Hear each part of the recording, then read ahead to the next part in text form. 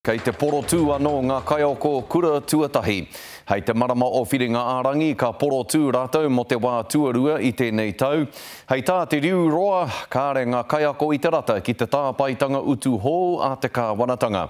Hei tā tātou tute tōranga pūa e rewere rerekura, e ki ana ngā tūmoakia kura tuatahi ko tētahi kaupapa nō hei whakaarotanga mā te kāwanatanga, me pēhea tā rātou whakatupu i te maha o ngā kaiako reo Māori. O te kukume i ngā kaiako au te wero nui, koe rā tā te perehitene o ngā tūmoaki o Aotearoa.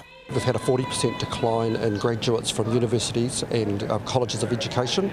So how do we lift the status of the profession? And young people coming out of high school now are weighing up their options, and at the moment teaching is just not an attractive option. E mea na te tūmoaki o te rūroa, kāore te kāwanatanga e tautoko ana i ngā tino ia o ngā kaiako.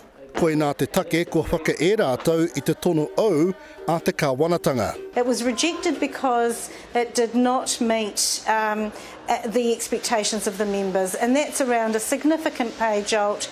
Also the support, workload, time that they need to be able to support those children who've got challenging behaviours or learning needs. E rautaki tā te kāwanatanga e waka ki i te puna a. Te kau me te aurua miriona tāra te wāriu. Ko tētei o ngā whainga kia whai kaiako e ono mano te tokomaa mai tā wāi. Ei tā Cormac, kāore te unga tauiwi e mārama ana ki te ahurea Māori. We have an issue with underachievement for Māori and Pacifica, so teachers coming into our system need to be culturally responsive and understand our cultural context in New Zealand. So there's a lot of work to be done there. Hei tāna, he waua tonu ki te kimi kaiako i Aotearoa e mō iwana ki te kōrero Māori. He waua hoki te pūpuri i te rā momo. In particular, kaupapa Māori settings, Māori medium settings, we don't have enough qualified teachers to be able to deliver te marotanga or Aotearoa. So that's the Māori curriculum. But we need a heck of a lot more support for these Māori teachers once they're in the system so that they stay in the system. Engari, kei te tūmaro te minita take mātauranga ki tōna tāpaitanga. I'm disappointed but not surprised. I certainly understand the issues that teachers are raising.